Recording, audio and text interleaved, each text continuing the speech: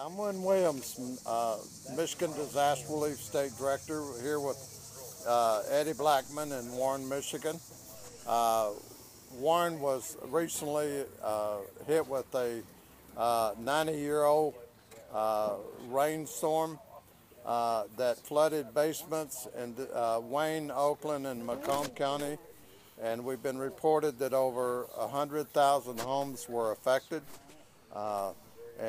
We're presently in Warren and operation there, and we have over 600 homes where they've requested help in the city of Warren alone.